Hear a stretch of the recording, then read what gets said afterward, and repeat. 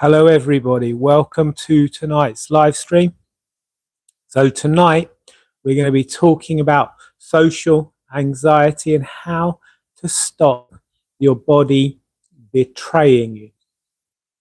We're going to be particularly focusing on blushing, and I'm going to be holding my microphone like this tonight because on the last live stream the audio was terrible and I want it to come out better tonight or this evening. So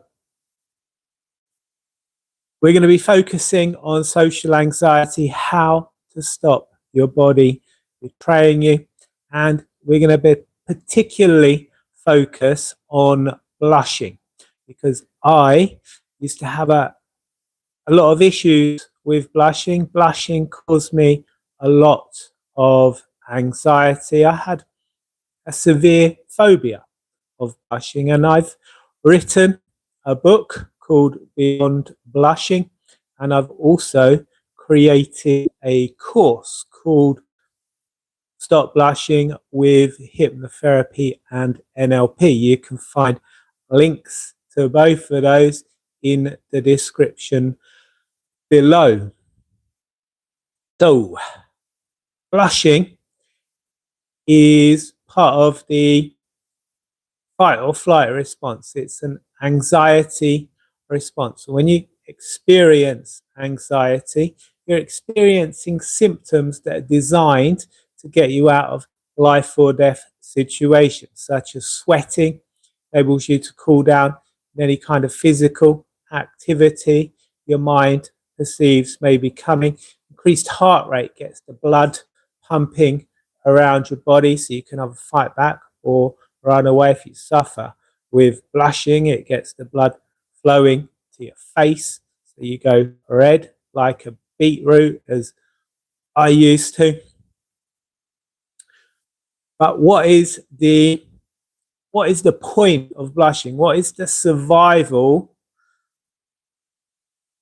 purpose of blushing? It doesn't seem to have any kind of benefit in a life or death situation.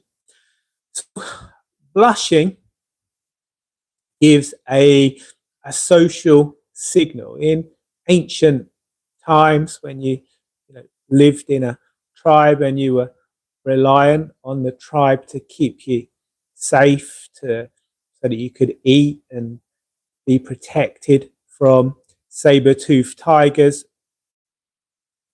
blushing signaled embarrassment. It signaled to the group or the person in charge of the group, the leader of the tribe, that you were apologetic, showed sincerity. In the modern world, blushing is often misinterpreted. People might think you're blushing because you've done something wrong or because you fancy them or something. So it's not really useful in the modern world. And as I said, it caused me a lot of anxiety. One of the symptoms of anxiety is blushing. So the more anxious I'd get about blushing, the more I would blush. And I suffered from anticipatory anxiety as well. So if I was going into a situation where I'd blushed before, I'd be anxious that I was going to blush again in that situation. And again, it would feed itself. It would fuel itself. So in today's live stream, we're going to talk about what you can do to overcome that. Not just blushing, but also sweating, trembling, all of the kind of situations where your body might give you away if you're suffering with social anxiety. I'm going to be looking at my notes as I'm talking this evening. What of the symptoms do you experience in social situations? Do you experience a racing heart? Do your hands tremble? Do you sweat excessively? Do you blush? Let me know in the chat box comments which of those symptoms are most troubling for you. Do experience any of those things. It's not at all rare. You're not alone by any means. You're not broken. There's nothing wrong with you. As I said, these things are part of the fight or flight response. So if you're experiencing these symptoms, it actually means your body is doing what it was designed to do to get you out of danger. It's just that your mind is perceiving danger, maybe where there isn't any.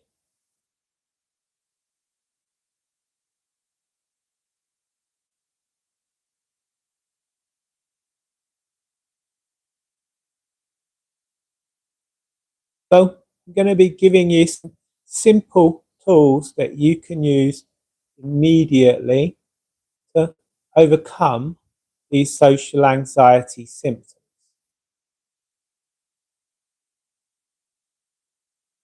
If you're a regular to my channel, you'll have heard me say repeatedly, what resists not only persists, but becomes stronger. So, speaking from personal experience, blushing caused me a lot of anxiety. I try and fight against it.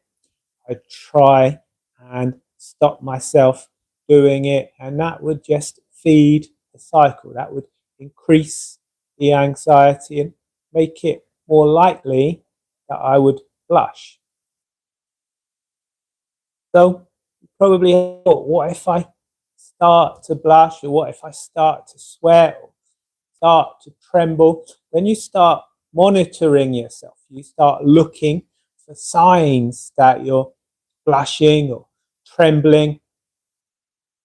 Whatever you look for, you're gonna find.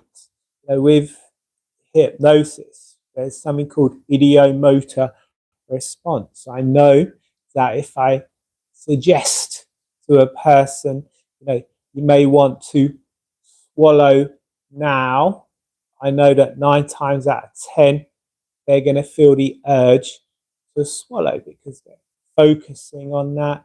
It's going to make them more likely to do it. So if you're scanning your body, looking for signs that you're going to show social anxiety, it's going to make it more likely that you're going to find those signs. And again, that's going to perpetuate the cycle.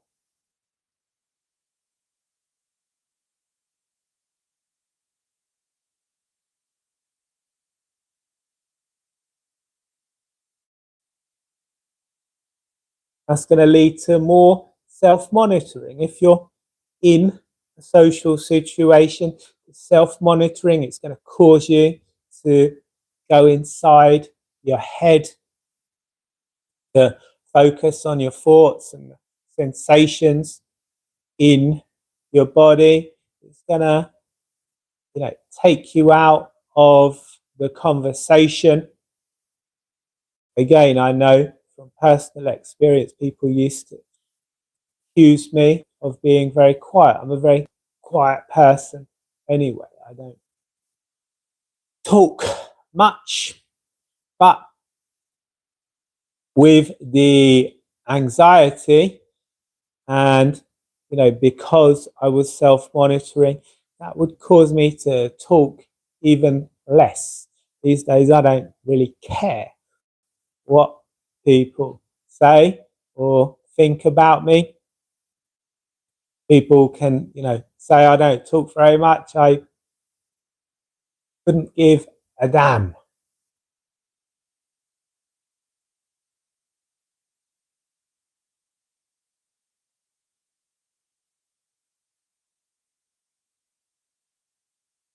So what can you do? Let's look at the solutions that you can start to employ right away.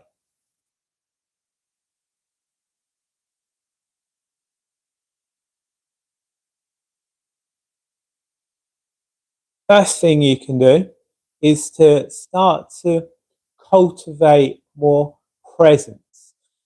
A man called Lao Tzu allegedly said,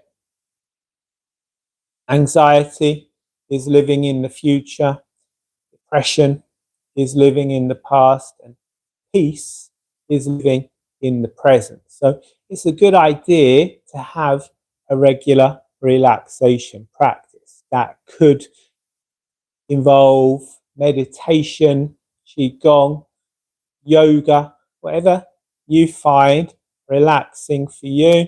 It's a good idea if you can set aside 30 minutes to an hour every day to practice that thing. And again, meditation in particular can allow you to be more mindful. It can allow you to start to separate yourself from your thoughts and your feelings, to start to see them as outside of you. And when you do that, you stop being controlled by those thoughts and feelings. You stop resisting those thoughts and feelings.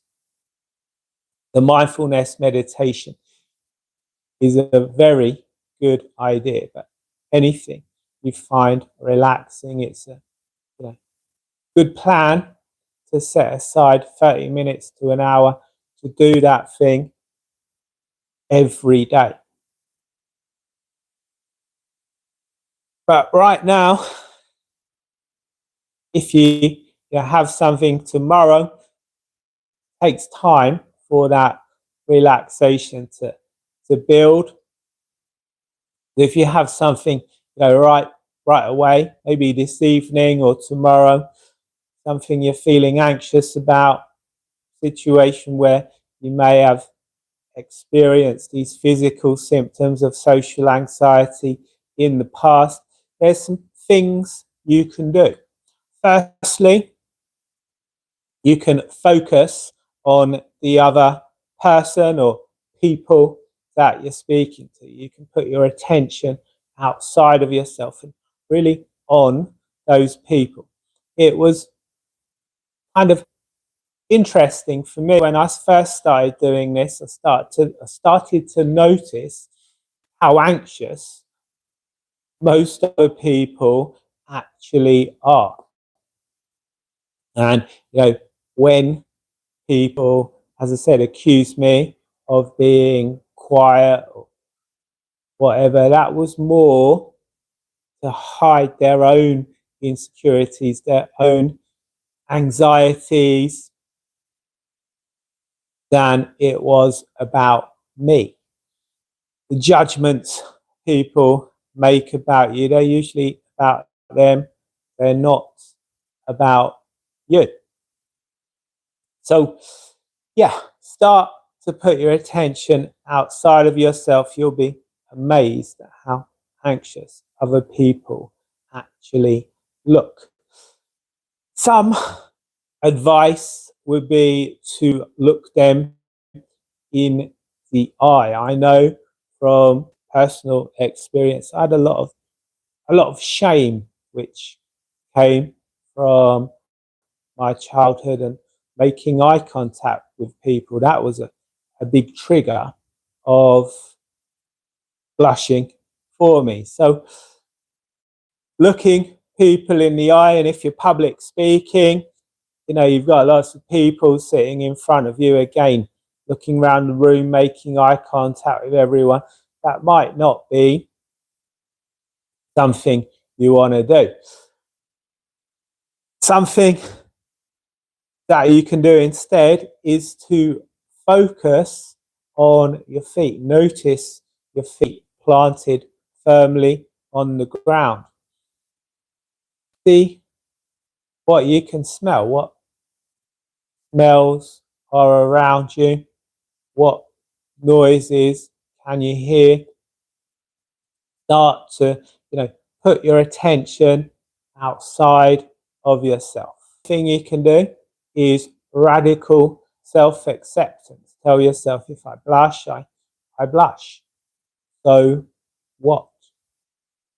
Or that's just my body's reaction. That's what my body does in these situations.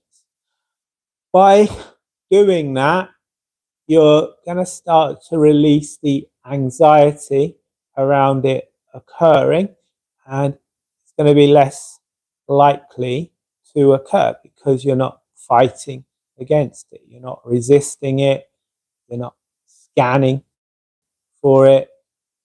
You'll probably be amazed after the situation.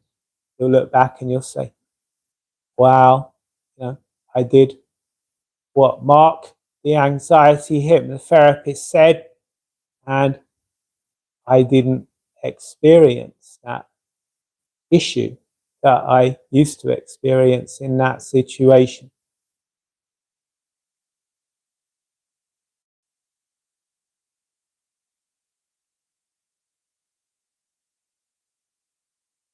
And finally,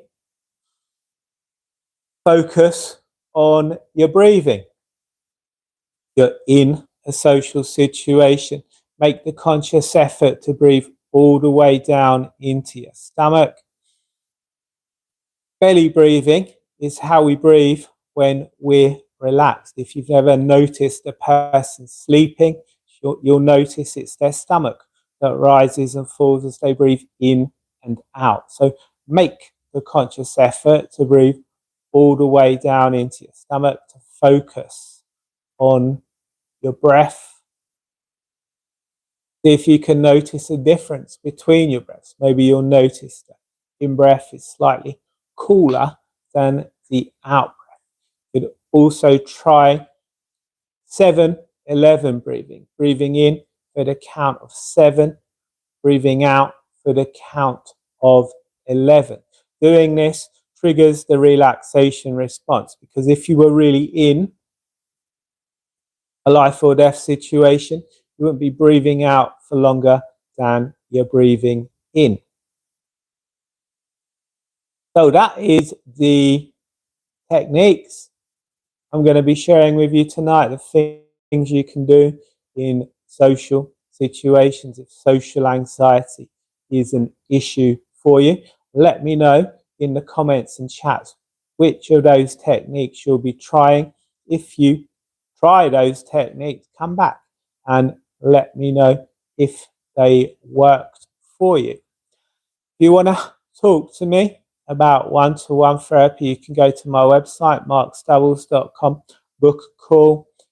In the description below, you can find a link to my book, Beyond Blushing, and a link to my course on Udemy called Quickly and Easily Stop Blushing with Hypnotherapy and NLP. So have a look at those things, and I hope you've enjoyed tonight's live stream. If you've enjoyed it, hit the like button, subscribe to my channel.